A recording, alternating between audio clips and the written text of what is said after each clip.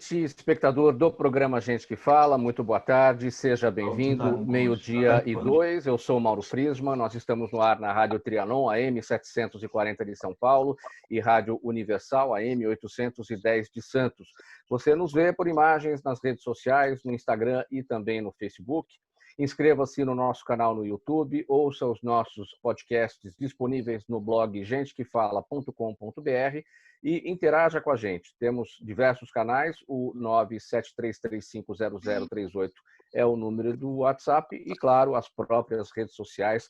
Marque a gente com a hashtag Programa Gente que Fala. Hoje é quarta-feira, dia de falar de saúde. Por aqui eu apresento, a partir de agora, os nossos convidados. Dr. Edmo Atique Gabriel, cirurgião cardiovascular. Dr. Edmo, seja bem-vindo ao programa Gente que Fala. Tudo bem? Dr. Edmo? Seu microfone fechado. Isso, desculpa, Mauro. Muito obrigado novamente. É um prazer estar com vocês no programa Gente que Fala. Quero agradecer ao Fausto Camunha e à Zenilda pelo convite e, novamente, agradecer a você pela possibilidade de interação sobre temas importantes. Obrigado pela gentileza, doutor Edmo. Também com a gente o doutor Aônio Genículo Vieira, cirurgião dentista, especialista em prótese dental e implantes. Doutor Aônio, bem-vindo ao programa Gente que Fala. Bom dia a todos. Bom estar com vocês novamente, Mauro. Um abraço aí a todos os participantes e a todos os ouvintes. Muito bem. Bom estar com vocês. Obrigado pela gentileza. Também com a gente, Nelson Luiz Raspes, psicólogo clínico e hospitalar, especialista em dependência química. Nelson, seja bem-vindo. Muito bom vê-lo aqui. Tudo bem? Bom dia, Mauro. Bom dia, ouvintes. É um prazer estar aqui aceitando o convite de vocês. Muito obrigado. Vamos contribuir bastante aí com as informações que vamos passar para os nossos telespectadores e ouvintes aqui. E também com a gente o Rodrigo Pérez, engenheiro, diretor da BR3 Agrobiotecnologia. Seja bem-vindo, Rodrigo Pérez, ao Gente que Fala. Olá, pessoal. Bom dia. Obrigado pela oportunidade. Vamos conversar. Vamos lá, vamos conversar. E o nosso primeiro tema desta edição do programa Gente que Fala, claro, coronavírus. O Brasil atingiu ontem 24.512 mortes pelo coronavírus, com 1.039 confirmações de óbitos nas últimas 24 horas, superando pela primeira vez os Estados Unidos no registro diário de mortes por Covid. E enquanto a taxa americana e europeia vai diminuindo, no Brasil ela só faz crescer, dobrando o número de óbitos a cada 6 dias e meio e mantendo o já famoso pico da epidemia ainda muito longe do nosso alcance de visão. Eu começo com o senhor, doutor Edmo, com uma pergunta de $1 milhão por aqui. Por que a Covid no Brasil não para de crescer? Na verdade, Mauro, eu entendo que nós estamos seguindo uma curva de contaminação dentro da normalidade. Nós temos um início muito brando, depois nós temos um período intermediário que geralmente é de muita oscilação, e nós estamos no presente momento vivendo o que nós chamamos de pico da curva, tanto de contaminação quanto de mortalidade. Pelo entendimento do Ministério da Saúde, dentro das informações que eu apurei nos últimos dias, nós devemos ter essa semana e a próxima como semanas do pico, e aí nós devemos ter, essa é a expectativa, um período de achatamento e declínio dessa curva. Isso é inevitável, a existência desse pico, desse aumento de casos, porque nós temos aí muitos pontos de aglomeração no Brasil, nós somos um país populoso, nós temos aí várias comunidades nas quais as pessoas vivem muito próximas umas das outras, então é quase que inevitável nós termos realmente uma contaminação em massa e vivenciar um período de pico da pandemia, como a expectativa é que seja nessa semana e na próxima. Então, diante desse desenho, diante desse cenário, há uma relativa tranquilidade em relação ao sistema de saúde, uma vez que já se vislumbra a possibilidade de diminuição? É interessante isso que você falou, porque a gente fala de uma relativa tranquilidade diante de uma alta mortalidade, né? Mas realmente é assim que funciona. Uma pandemia como essa, ela tem que ter esses ciclos, e agora ela está tendo o ciclo do pico. E nessa fase de pico, nós vamos ter muitas pessoas contaminadas, vamos ter números mais marcantes em termos de mortalidade, e espera-se que nessa fase, pelo menos nas grandes cidades, aquelas mais desenvolvidas, nós já tenhamos uma estrutura para receber esses pacientes. Dentro dessa estrutura se destacam os hospitais de campanha. Aqueles hospitais de campanha que ainda não foram utilizados, pode ser que nessa semana e na próxima haja uma ocupação maior. Agora, em cidades, mesmo em capitais, nas quais a infraestrutura já é previamente deficitária, que é o caso de Belém, Manaus, aí sim nós vamos ter um período crítico, porque mesmo com hospitais de campanha e com os hospitais de rede, a estrutura já era previamente muito fragilizada. Sim. Doutor Aônio, como é que você observa esse momento do Brasil em relação à Covid-19? Infelizmente, essa infestação de Covid, desse vírus, ele é terrível por causa da contaminação. Mas eu vejo a mídia fazendo um trabalho muito grande de terrorismo com a população em geral. Esse é o meu foco que eu vejo, que até o doutor Edmo acabou de falar. Nós temos 1.000 mortes por dia por problemas cardíacos, pelo menos é o que está na internet. 43 pessoas morrem por hora de ataque cardíaco. Uma morte a cada 1 minuto e meio. Isso aí não é notificado. Tanto que o doutor Edmo pode até passar para nós, né? Porque o pessoal está também com medo de ir procurar cuidado cardiológico, quando tem um problema de saúde maior. O pânico está muito grande. Eu vejo que a mídia deveria fazer um foco de orientação para a população, de distanciamento social, um trabalho para orientar a população a usar máscara, ter distanciamento entre as pessoas. E não é isso que a gente vê. A gente vê o pessoal batendo muito, só falando em mortes, em mortes, em mortes. E vejo também que a população que está se contaminando com esse vírus, eles estão, no geral, os cuidados para diminuir a virulência, potencial de multiplicação desse vírus está demorando para entrar com o tratamento. Eu tenho um caso até de família, o pai da minha nora, o tratamento, ele mora no Ceará, em Pacajus, e demoraram muito tempo para entrar com a medicação para diminuir a replicação viral. Precisou a minha nora sair de São Paulo para levar a medicação para ele em Fortaleza para diminuir esse número, a virulência dele. Mas nisso aí ele já perdeu quase que 50% do pulmão. Já pegou o pulmão, a parte infecciosa, pegou o pulmão, as células, a infecção bacteriana. Ela chegou lá na sexta-feira. Na segunda-feira, a replicação viral dele já havia diminuído totalmente, acabou a parte do vírus em si, a ativação do vírus. Então, eu vejo que deveria ser feito um trabalho para alertar a população dos primeiros sintomas e procurar cuidados médicos o mais rápido possível.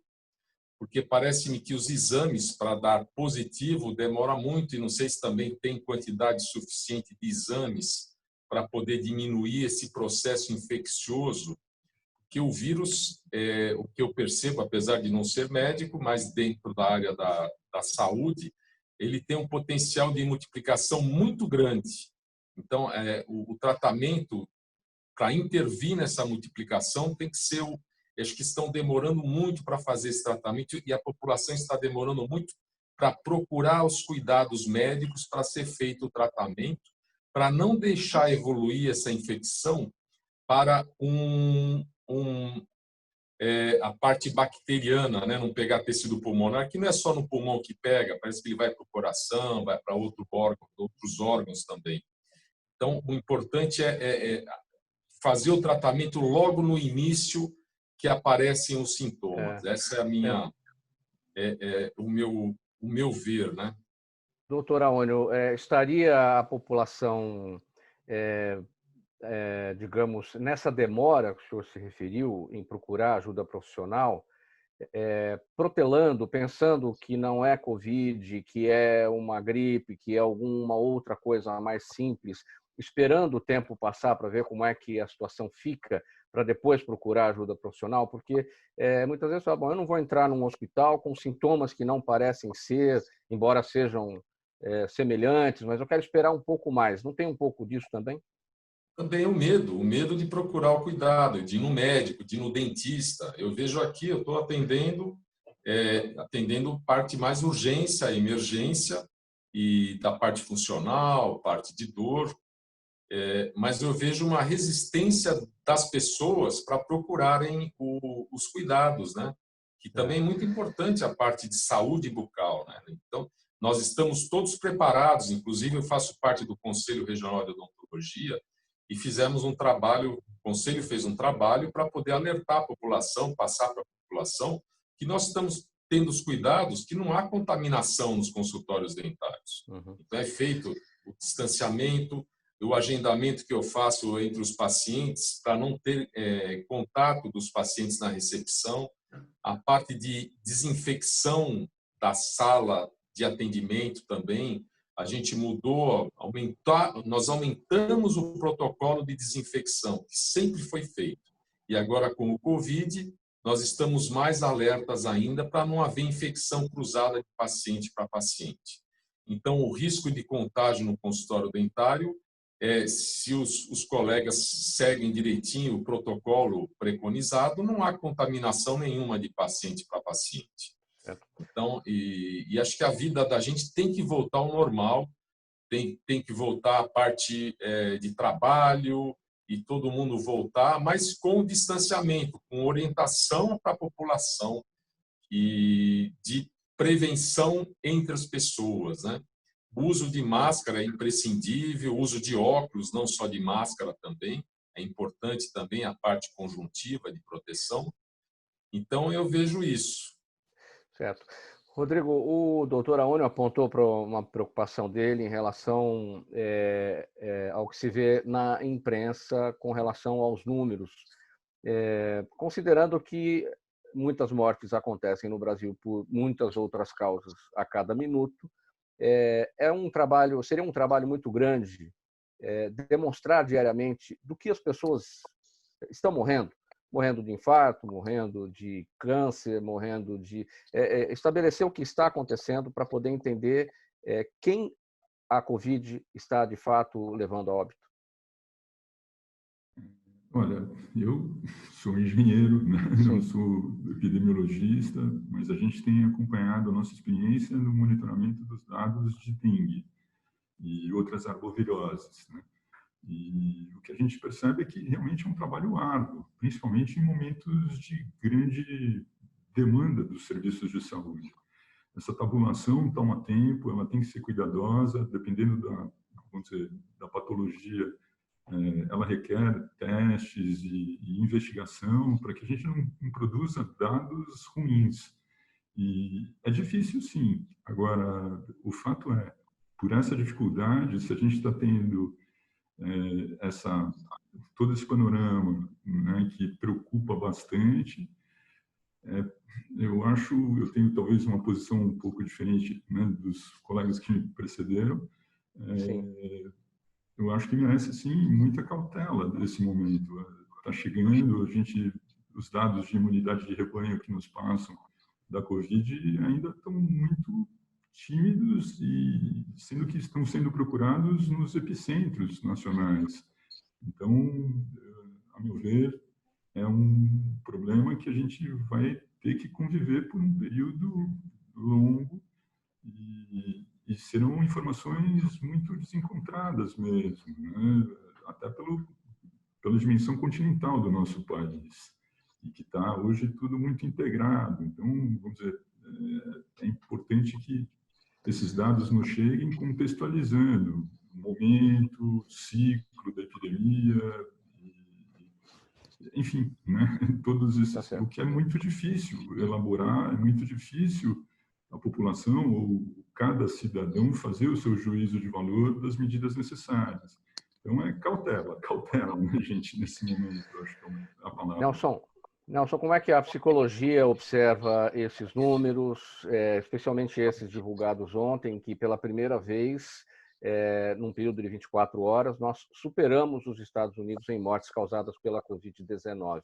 E considerando também, eu queria pegar a sua avaliação sobre esse aspecto levantado pelo doutor Aônio, em relação ao próprio trabalho da imprensa, que o sentido é o alerta, mas muita gente acaba ficando alardeado com toda essa situação. É verdade, Mauro. Eu, pelo menos, tenho presenciado bastante um aumento de casos de ansiedade por conta dessa pandemia que a gente está vivendo, mas também em função do isolamento social, né? Então, as pessoas que aderiram também ao isolamento social, elas não estavam preparadas para ficar tanto tempo fechadas dentro de casa. Então, isso deu um acentuado na questão de ansiedade, e aí tem a questão do medo da morte, de medo de contágio, né, de pessoas com quem convive. E é lógico que, fazendo aí um gancho, né, do que o doutor falou agora há pouco, é verdade. Tanto que eu oriento muito meus pacientes a evitarem assistir o máximo possível esses tipos de programas, justamente para não piorar o seu próprio quadro emocional. Porque, às vezes, as pessoas vêm tratar de uma situação e, vendo todas essas notícias, elas acabam falando: será que isso vai acontecer comigo? Será que o meu familiar vai pegar? Ou então vivendo aquela situação de não poder entrar em contato com alguém que já está doente e não poder se aproximar daquele familiar, muitas vezes, né? Porque a gente está vivendo aquela situação de que, quando perde um ente querido, não tem velório, não tem enterro, não tem nada. Então, as pessoas que eu tenho atendido têm tido um aumento muito grande nessa questão da ansiedade e, consequentemente, pânico também, né? Porque e se acontecer comigo, se acontecer com alguém, como é que vai ser? Fobias, né? Então, isso tem causado um crescente, e eu tenho dado suporte para até famílias que também estão desenvolvendo um quadro disfuncional quanto à questão da preocupação, por ideias, às vezes, da própria ansiedade, e familiares que às vezes têm uma depressão ou coisas do tipo assim também. Muito bem, você acompanha o programa Gente que Fala, estamos na Rádio Trianon, AM 740 de São Paulo, e Rádio Universal, AM 810 de Santos. A nossa audiência também pelas redes sociais, no Instagram e no Facebook. Você pode interagir com a gente, o WhatsApp 973350038, e perguntas, claro, pelas redes sociais, no Instagram e no Facebook, marcando a gente com o programa Gente que Fala. Olha, com o avanço da Covid-19, iniciou-se uma busca frenética em todo o mundo por medicamentos que combatem o coronavírus. Os principais nomes dessa lista são a cloroquina, tradicionalmente usada contra a malária, o remdesivir, usado contra o ebola, e o vermífugo Anita, que também atua como antiviral. Todos apresentam algum benefício, ainda que pequeno, na luta contra o novo coronavírus. No entanto, na maioria das vezes, trazem efeitos colaterais ainda mais prejudiciais. Doutor Edmo, a gente já repercutiu por diversas vezes aqui no programa Gente que Fala o trabalho da ciência em relação à busca de tratamentos ou até de uma vacina contra o novo coronavírus, trabalhos que partem de medicamentos, de substâncias e drogas que já existem, né? Para não se comece tudo do zero, porque seria um trabalho muito mais longo e muito mais oneroso também, muito mais caro.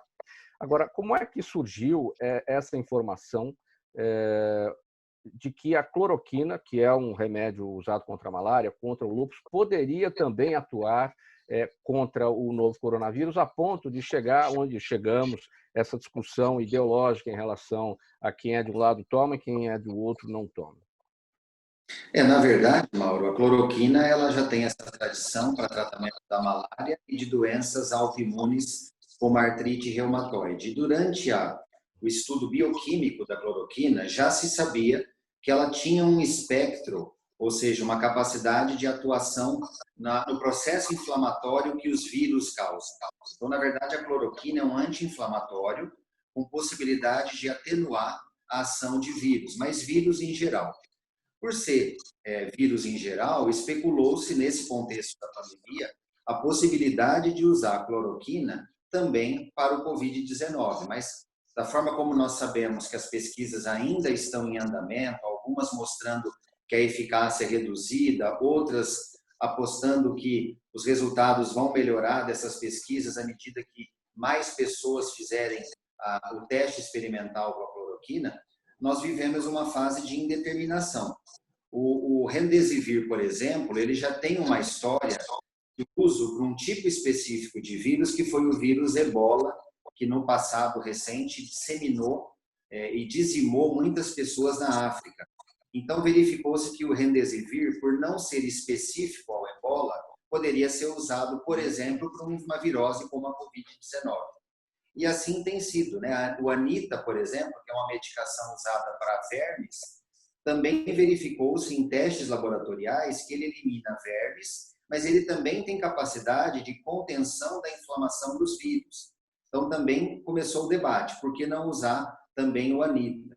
Então, na verdade, nós estamos numa fase que a guerra está acontecendo e nós estamos tentando utilizar alguns recursos ainda não identificados, mas com uma possibilidade maior ou menor, na tentativa de conter o avanço da doença, já que nós não temos a vacina ainda.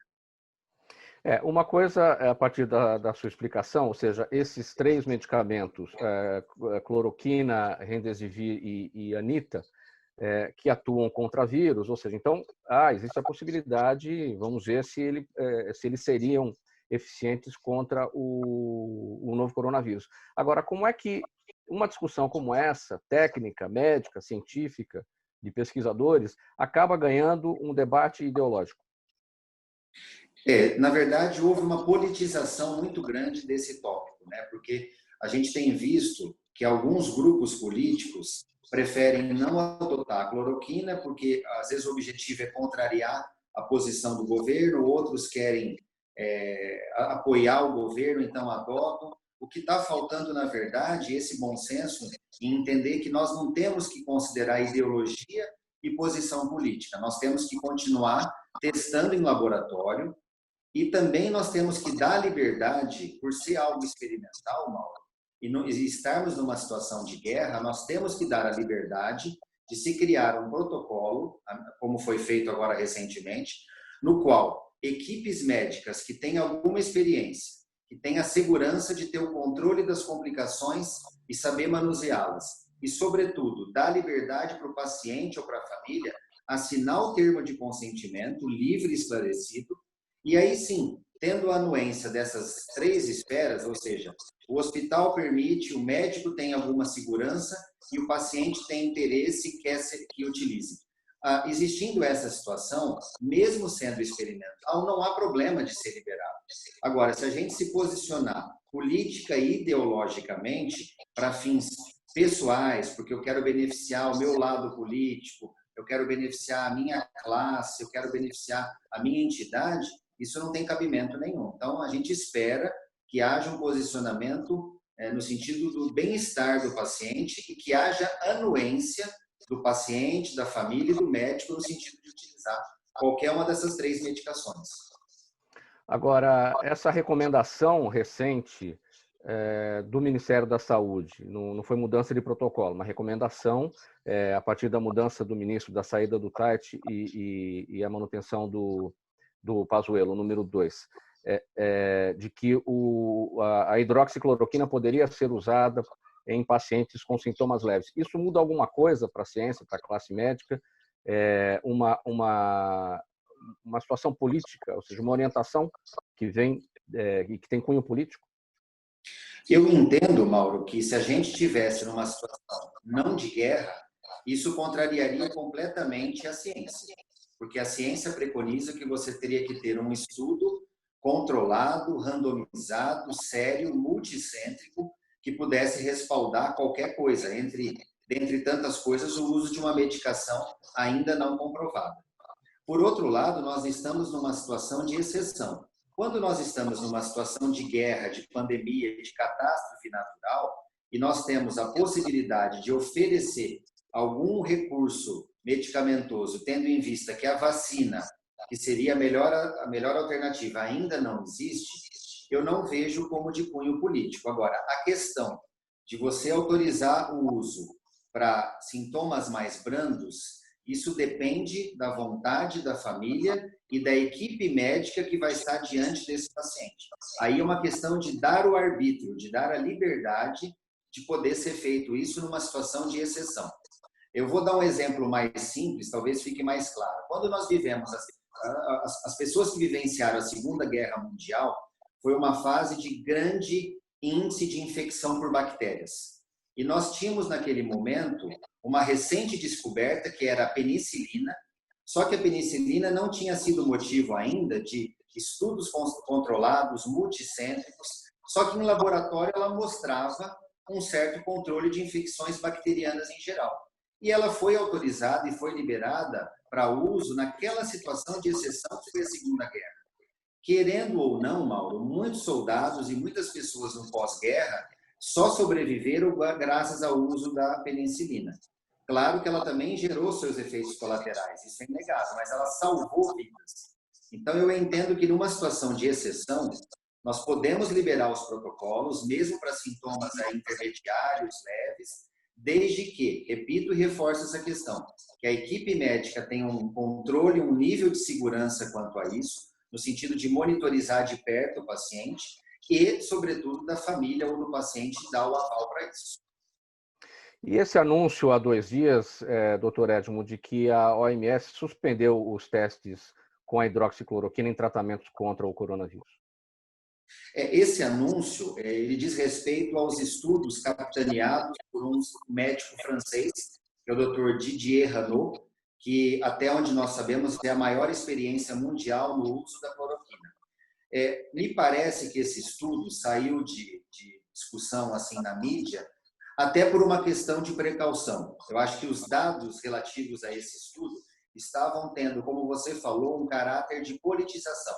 Estavam sendo usados para discussões ideológicas e discussões políticas e perdendo o seu real valor científico. Eu entendo que a decisão do grupo de pesquisa foi essa, de retirar para se privar, para ter uma tranquilidade maior e continuar fazendo as análises internamente e mantendo um certo sigilo para aí sim se reposicionar.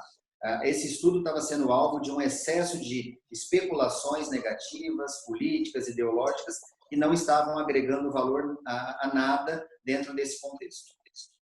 Sim. Pessoal, vamos seguir aqui com mais uma questão, porque não é só a Covid-19 que tem assombrado os gestores públicos e a população em geral.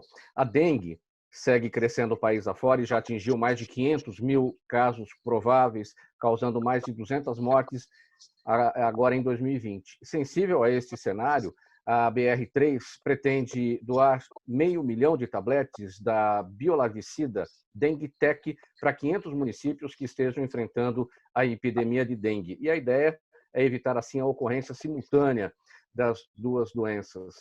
Antes da gente falar desse biolarvicida, o Rodrigo, eu quero abordar um pouquinho com você esses números. 500 mil casos prováveis de dengue, causando mais de 200 mortes em 2020. Por que prováveis? Por que a gente não tem esse número fechado, apontado, concluído?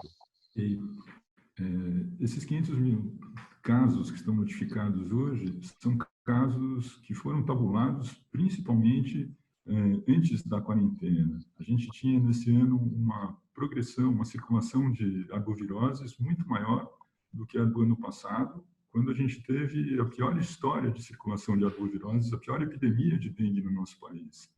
E esse número é provável porque hoje há uma diferenciação entre prováveis e confirmados, mesmo na tabulação oficial, e ele foi fortemente acometido aí pelo estresse do sistema de notificação. Então, o que a gente vê é que quando iniciou o período de quarentena, as notificações caíram muito, e isso é, inclusive, objeto de ressalva no próprio documento oficial, que existe a preocupação de refinar esses números e que provavelmente eles aumentarão.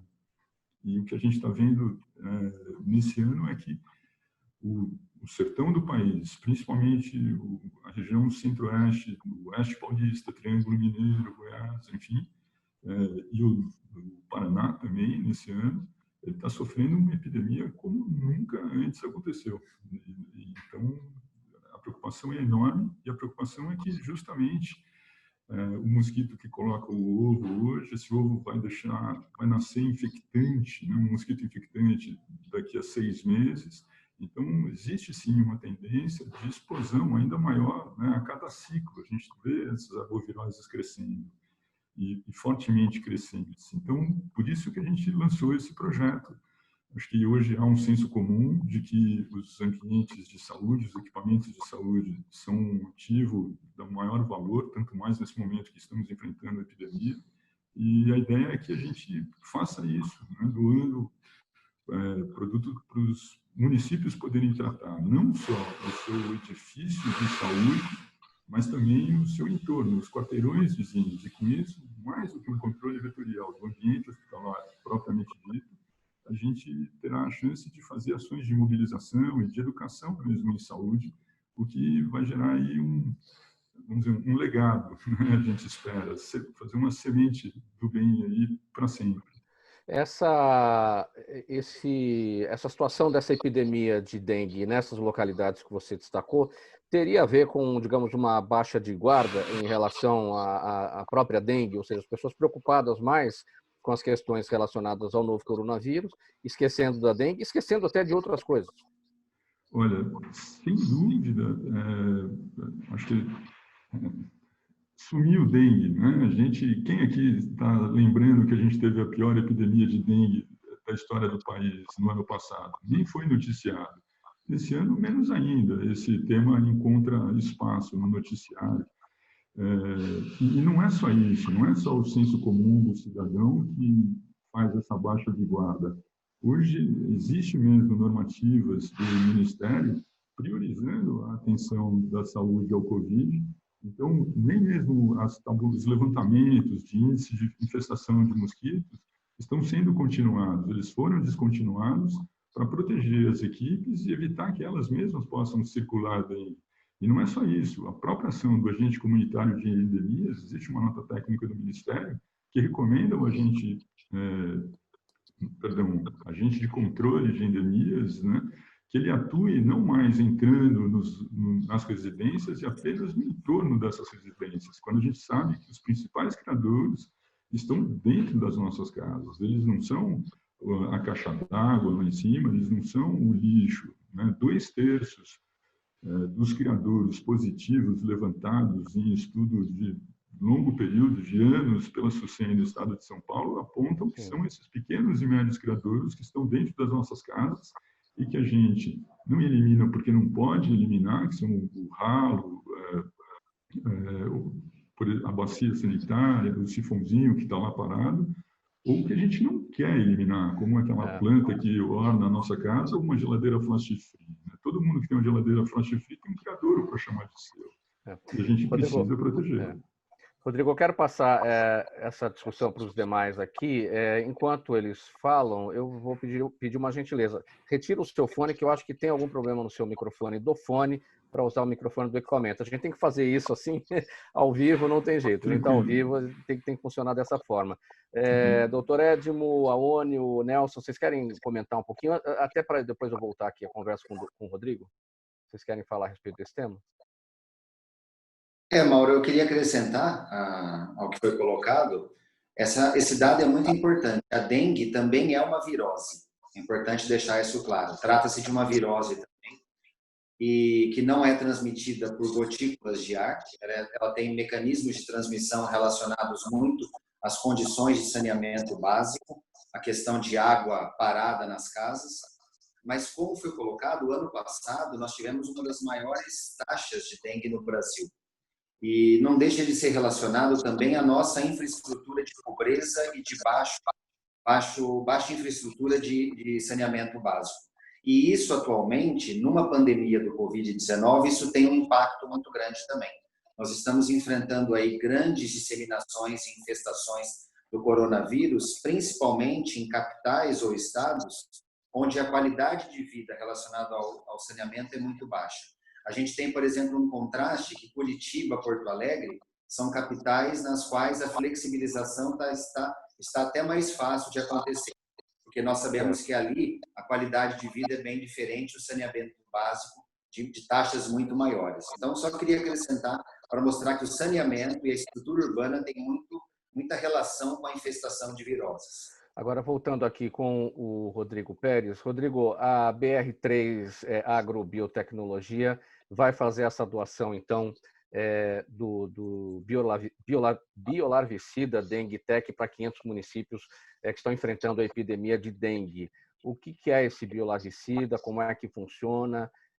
Quais os benefícios que essa medida trará? O biolarvicida, ele é esse comprimidinho aqui, né? É um tabletinho que a gente coloca nos pontos onde se acumula a água ou onde a água possa se acumular. E esses benefícios, na hora que você lança esse produto, aquele criador ele é transformado numa armadilha contra o Aedes. E ele dura 60 dias. Então, com isso, a gente pode trazer muita gente para cooperar, somando as ações públicas. Ele é um biolarvicida, ele é composto por um bacillus, um micro-organismo do bem. Você vê, a gente está manuseando o produto com mão nua, não requer EPIs, etc. Então, ele pode, sim, ser massificado. E esse bacillus é a única estratégia de controle do Aedes que o mosquito não fica resistente. Então, ele pode ser usado mesmo por anos, ciclos consecutivos e massivamente. E onde isso foi feito de uma forma experimental, houve, sim, uma redução sustentável de mosquitos. Onde já foi feito, Rodrigo? De uma forma experimental em Pernambuco, em 2 cidades, fazendo o uso adensado de 2 armadilhas por casa em 2.000 residências. Onde reduziu pouco, reduziu 78%, onde reduziu mais, 90% de redução da densidade de ovos de Aedes. Então, funciona. O que precisa mesmo é fazer o que a Organização Mundial da Saúde preconiza, de que o indivíduo, a família, trate diretamente esses criadores. Porque se a dengue é uma epidemia que a gente não tem modelo preditivo e ela, quando ocorre, ela é explosiva, não podemos ficar esperando que um Estado esteja preparado para, na hora que explodir isso, ter alguém aí que vai entrar na nossa casa. Somos nós mesmos. A única forma da gente combater essa epidemia somos nós mesmos. E essa ideia, né, desse projeto SOS Saúde é que as prefeituras possam nos solicitar por meio de um hospital, né, que seria uma entidade parceira local, ou uma PAI, e então a gente faria essa ação tripartite, né, de que a gente teria essa entidade parceira ajudando a coordenar esse trabalho de campo, e a prefeitura basta nos escrever. Tem um edital, a gente vai apresentando a ideia qual é, muito simples, muito fácil, e felizmente já está acontecendo uma adesão significativa. A gente lançou o projeto 2 semanas atrás, já tem mais de 10 municípios inscritos, alguns já receberam, já começam a aplicar mesmo o produto na frente. Ok. Seguindo com o próximo tema do programa Gente que Fala, a situação inédita de confinamento e distanciamento social por causa de um vírus em pleno 2020 está causando uma outra pandemia, a do sofrimento. Segundo psicólogos, essa trama atual que inclui o estresse, desconfortos, desequilíbrio emocional, quebra de rotinas e até medo, está causando traumas e agravando problemas como a dependência química. Os dados ainda não são conclusivos, mas pesquisas recentes apontam o aumento no consumo de álcool, drogas e remédios, além do surgimento de novos dependentes. Nelson, você faz parte aí do grupo de profissionais que estão atendendo pelo uso da tecnologia. Os pacientes estão procurando fazer a terapia aqui da mesma forma que estamos fazendo aqui, usando as ferramentas de videoconferência. Tem sido muito grande essa busca? Quais são os problemas que têm sido apontados? Quais são os sofrimentos a partir... você já falou um pouco no início do programa, a partir do confinamento, do isolamento social. Essa questão da dependência química tem tido um crescente, sim. Eu tenho acompanhado alguns grupos que eu tenho acesso, né? Tenho pacientes também com um quadro de adicção, né? Então, pode ser tanto alcoolismo quanto maconha ou múltiplas drogas. E o que, em primeiro lugar, acho que antes de a gente falar da recaída química, também tem a recaída emocional. Isso chama bastante atenção, porque para haver uma recaída química tem que ter uma recaída emocional. Então, isso também tem acentuado. Eu tenho observado pacientes que estão tendo uma dificuldade muito grande de ficar longe do seu objeto de desejo. Então, por exemplo, o álcool. O álcool, como é socialmente aceito, então isso, de repente, ele fica de fácil acesso. Então, isso também tem aumentado a incidência.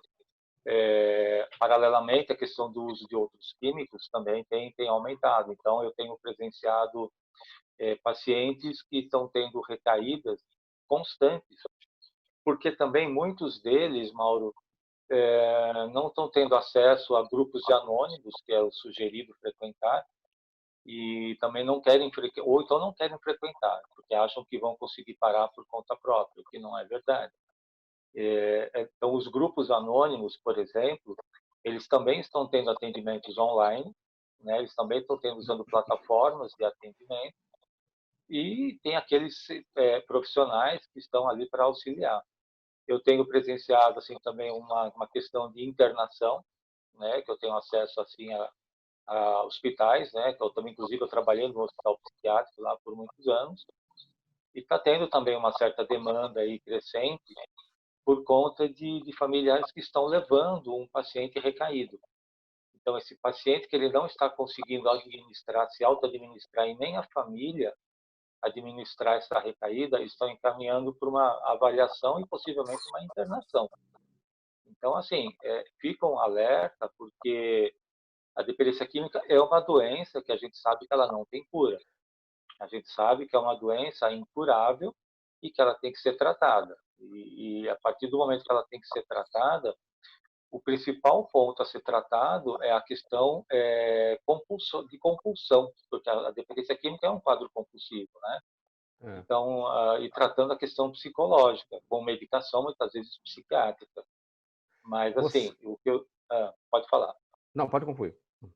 Então, é o que eu tenho sugerido até para esses pacientes, né? Para manterem o seu tratamento na medida do possível com esses trabalhos em conjunto, né? Com a terapia, a psiquiatria, grupos de apoio. E assim, eu estou com pacientes na iminência até de uma recaída, mas que a gente está conseguindo segurar. Por quê? Porque a pessoa, ela tá, aquilo que a gente falou logo no começo, né? Ela não estava preparada para passar por uma situação como essa. Então, bate uma angústia, bate um desespero, bate uma queda, um aumento de uma situação emocional que ele não está sabendo administrar. E o que ele quer fazer? Ele quer voltar para o seu objeto de desejo, que aquele objeto de desejo era o que, entre aspas, ajudava ele a ficar mais estabilizado. Tá. Você falou em casos de recaída, ou seja, são pacientes que já estavam em terapia com você, já estavam em tratamento com você e portanto, uma situação nova apareceu. Agora, existem novos pacientes, aqueles pacientes que surgiram a partir do isolamento, do distanciamento social, que não conseguiram suportar essa situação ou não estão conseguindo e que procuraram a sua ajuda? Sim, sim, sim. Eu estou atendendo pessoas que tiveram aí uma... na verdade, eu tenho atendido pessoas pós-internação recentes por conta da dependência química, né, por causa do consumo de drogas. E, então, eu estou tratando essas pessoas e elas estão em uso de medicação e estão em uso também de acompanhamento psiquiátrico e psicológico. Mas a recaída também é de pacientes que já estavam num processo de recuperação, às vezes até a longo prazo, porque a recaída ela não precisa ser de situações a curto prazo.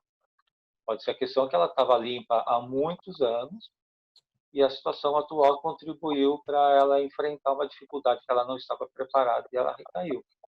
Então, só que foi o que eu falei.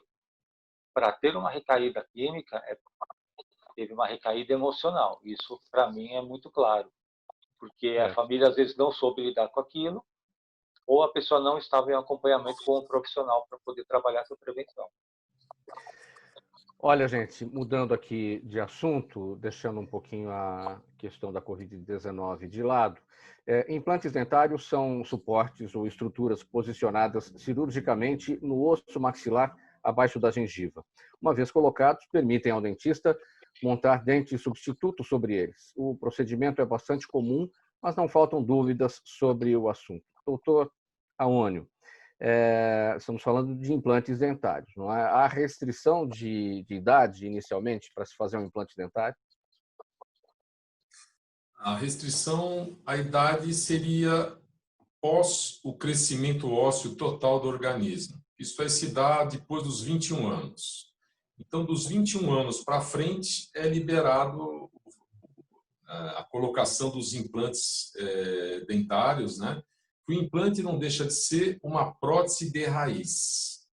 Então, a pessoa, para fazer o implante dentário, ela necessita ter quantidade óssea, que aqui eu tenho até um modelinho mostrando, ele precisa ter quantidade e qualidade óssea. Daí, e também precisa gozar de boa saúde. Então, a idade limite para ser feito o implante é 21 anos para frente. Daí não tem restrições, desde que a pessoa esteja gozando de saúde, com uma boa saúde, um bom metabolismo ósseo, com colesterol controlado, triglicérides controlado, a glicemia controlada, ou seja, a pessoa tem que estar com saúde. Então, o implante é uma prótese, é um parafuso de titânio, que eu estou mostrando aqui para quem está vendo. Então, é colocado no osso, o implante dentário. A gente aguarda um tempo de pelo menos de 1 mês a 4 meses para ver a cicatrização óssea em torno do parafuso, que é um parafuso que nós utilizamos de titânio, que tem essas roscas. Então, é feita a perfuração no osso. Essa perfuração ela causa uma agressão e vai ter depois uma reparação óssea. Então, a gente precisa aguardar esse tempo de 1 mês, conforme a qualidade e o tratamento de superfície do implante, para posteriormente fazer a prótese. Então, em cima desse implante é colocado um componente protético e em cima desse componente protético uma prótese que vai restabelecer a função mastigatória e a estética para o paciente. Você falou... implante... Opa, pode falar, Mauro. Você falou a partir de que idade, mas não disse até qual idade, ou seja, a partir de 21 anos com o desenvolvimento ósseo, mas até uma determinada idade porque é chegado um momento de perda óssea também. Não, se a pessoa tem boa saúde, eu fiz uma cirurgia, inclusive a uma colega cirurgiã dentista, que ela tem 89 anos. Então, eu digo que não tem idade para ser colocado desde que a pessoa goze de saúde, que tenha qualidade óssea, depende da alimentação, qualidade e quantidade óssea. Então, não tem limites para ser feito. O importante é devolver a função mastigatória para essa pessoa. Só para você ver, Mauro, uma prótese total, que a gente chama de dentadura, ela restabelece 30% da eficiência mastigatória. Ou seja, a pessoa mastiga com a gengiva. Então, ela não tem a força para poder triturar os alimentos. Isso aí traz problema no trato digestório da pessoa, na digestão, porque a digestão começa na boca, na mastigação, triturar os alimentos para mandar o alimento triturado para o estômago. Uma pessoa que usa prótese removível, ela perde 30% de eficiência mastigatória, então ela mastiga com 70%. O implante dentário, ele devolve 98% de eficiência mastigatória. Ou seja, a pessoa vai conseguir mastigar direito. Nós vamos devolver a qualidade de vida para essa pessoa. Porque a pessoa já com uma idade mais avançada, um dos prazeres que a pessoa tem, e todos nós temos, é você se alimentar corretamente, se alimentar bem. É um prazer, para mim é um prazer me alimentar, comer, né? E o implante devolve isso para a pessoa. Então, tem restrições, pacientes que fez radioterapia, aí nós não podemos fazer, temos que aguardar pelo menos 5 anos para poder fazer o implante, pacientes que fizeram quimioterapia, tratamento oncológicos. Então, cada paciente, a gente tem que aguardar, fazer uma análise. Antes de ser feita a cirurgia do implante, eu vejo toda a parte biológica, bioquímica desse paciente para ver se ele está em condições de receber esse parafuso. Bem Então, objetivamente. isso aí vai muito de como está a saúde do paciente. Pacientes já debilitados, aí a gente já não indica fazer, porque ele pode perder esse implante. Porque não existe, que falam, rejeição do implante. O que existe é a saúde do paciente não estar de acordo para poder receber esse implante. Então, nós cercamos toda a parte de análise antes para ser feita essa cirurgia de implante e devolver para o paciente a qualidade, a função mastigatória. Hoje nós temos sistemas de implante maravilhosos, nacionais, importados. É só a pessoa querer fazer. Inclusive, o custo desses implantes baixou muito do que era no começo. Então, é bem acessível a cirurgia e a parte protética, né, em termos de custo para a pessoa. Sim.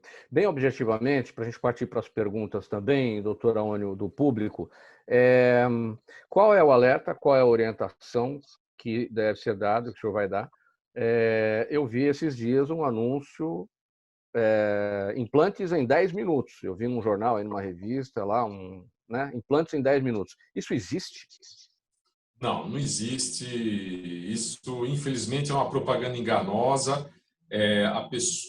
As pessoas que estão escutando, é muito importante saber a procedência desse implante. Então, todo implante ele tem o número dele na Anvisa. Então, existem fábricas de implante de fundo de quintal. Então, por isso que às vezes as pessoas perdem os implantes, porque também depende da qualidade desse sistema. Inclusive, nós fizemos no Conselho um trabalho muito grande de conscientização, tanto para a população, quanto também para os colegas, para dar a procedência do implante e a rastreabilidade dele depois para o paciente. Cada implante tem um número dele da Anvisa, que a gente passa isso e só deve ser colocado com esse número e passar para o paciente a procedência dele. Nós temos fábricas maravilhosas de implante aqui no Brasil, então não é necessário. O custo dele, esses implantes aí, 10 minutos, isso não existe, isso é um absurdo. Tá certo. Gente, perguntas da nossa audiência, do nosso público, pelas redes sociais, pelas rádios, pela Trianon e pela Universal. Bem objetivamente, pessoal, 30 segundos para cada um. Tem uma pergunta para cada um aqui, vamos ver para a gente resolver todas elas. O Rodrigo, o Pedro Lombardi Filho está no Facebook. Ele pergunta como os municípios fazem para receber a larvicida. E você já destacou o que dá para acrescentar. Ele pergunta como é que funciona, mas você já destacou como é que funciona. Basta mandar um e-mail para a gente, para o e-mail sossaude@br3.ind.br. E a gente vai dar tratamento aqui em poucos dias, um pouco mais de uma semana, a prefeitura vai receber isso pelos correios. Repete o e-mail, por favor, Rodrigo. sossaude@br3.ind.br. Muito bem. Para receber os tabletes do Biolarvicida Dengue Tech. Muito bem. Aqui a Fernanda da Moca pergunta para você, Nelson, quais são os grupos de ajuda como Alcoólicos Anônimos e outros? Ou como os grupos de ajuda como Alcoólicos Anônimos e outros estão atuando na quarentena? Muitos grupos estão atuando de forma online também. Tem os telefones que as pessoas podem ter acesso, até pela internet mesmo, nos sites pela internet. Ali eles vão encontrar os telefones e os endereços dos locais e da forma como estão sendo feitos esses tratamentos.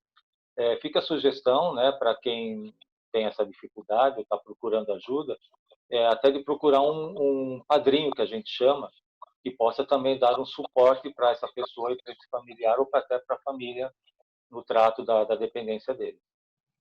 E o Luiz Carlos está em Mauá, que pergunta, doutor Edmo, o consumo descontrolado de medicamentos tem aumentado o número de infartos e outros problemas cardíacos? Sim, tem aumentado e a gente recomenda que sempre se use uma medicação com orientação e supervisão adequada do médico, preferencialmente cardiologista nesse caso, Mauro. Doutor Edmo, aproveitando que o senhor está com a palavra, sua despedida, o que fica da nossa análise e suas recomendações finais. Eu quero agradecer novamente pela oportunidade de estar com vocês, procurar passar aos nossos ouvintes e telespectadores que não haja pânico, que haja assim, bom senso, que haja uma consciência do que nós temos que fazer para prevenir a expansão dessa doença e que nós temos aí um otimismo no sentido de, nas próximas semanas, tentar ter resultados melhores em termos de mortalidade e contaminação. Quero deixar meu site para qualquer dúvida adicional, que é o www.doutorgabrielcardio.com.br. É o doutor, por extenso, gabrielcardio.com.br. Aunio, ainda dá tempo aqui antes da sua despedida, bem rapidamente, acabou de chegar uma pergunta aqui da Silvana, de Santo André. Ela pergunta, depois de perder um dente, devo fazer o procedimento em quanto tempo? Bem rapidinho, e a sua despedida também. Depende, às vezes no dente é feita a cirurgia de implante, remoção do dente e colocação do implante. Depende de quantos tem de osso, a qualidade desse osso e a quantidade óssea. Então, se não tem quantidade, tem que aguardar uns 3 meses para poder ser feito esse implante. Então, pode ser feito ou implante imediato ou tardio, depois de 3 meses. E eu vou deixar meu contato aqui no Instagram, Dr.Aônio Vieira, no Facebook, a página Dr. Aônio Vieira e o site www.aonivieira.com.br. E estamos aqui na mais paulista das avenidas, Avenida Paulista. Então, um grande abraço, foi um prazer e uma honra muito grande poder participar, e cada vez que eu participo do programa, sempre eu aprendo. Gratidão aí aos colegas e um grande abraço a todos. Nelson Luiz Raspe, sua despedida bem rapidinho. Rapidamente, Mauro, só para passar o telefone do Alcoólicos Anônimos, que acho que é importante estar passando isso, que é o 3315-9333. 3315-9333. Esse é o telefone dos Alcoólicos Anônimos. Eu quero agradecer a participação aqui no programa, foi um prazer. Aprendi também muito com os colegas e espero ter sanado aí as dúvidas dos principais aí dos ouvintes. E vocês podem me encontrar nas redes sociais, como Nelson Luiz Rastes, ou no Instagram, como Nelson Ciclos. Grande abraço, uma boa semana a todos. Rodrigo Pérez, você fecha, a chave está na sua mão. Bom, Mauro, muito obrigado. Obrigado aos demais palestrantes, audiência. É sempre um prazer estar conversando sobre temas de saúde e divulgando o nosso trabalho, que a gente acredita tem um enorme propósito de que cada um possa fazer a sua parte e, com isso, a gente voltar a parecer mais inteligente do que o Aedes. Muito obrigado pela oportunidade. Muito obrigado pela participação de todos. Em nome da equipe do programa Gente que Fala, Dr. Edmo Atique Gabriel, cirurgião cardiovascular, Dr. Aônio Genículo Vieira, cirurgião dentista, o Nelson Luiz Raspes, psicólogo clínico e hospitalar, e Rodrigo Pérez, engenheiro, diretor da BR3 Agrobiotecnologia. Na mesa de som com a gente, o Sérgio Souza, que é também o gerente técnico da Rádio Trianon AM 740. E apresentação minha, Mauro Friesman, pauta e redação Pedro Schiavon, diretora de produção Zenilda Salvato, no apoio técnico da sala de videoconferência o jornalista Ricardo Godoy, direção-geral do programa do jornalista Fausto Camunha. Do outro lado, você, ouvinte, espectador, a razão da nossa presença aqui todos os dias. Obrigado pela audiência. Tchau, tchau, até amanhã.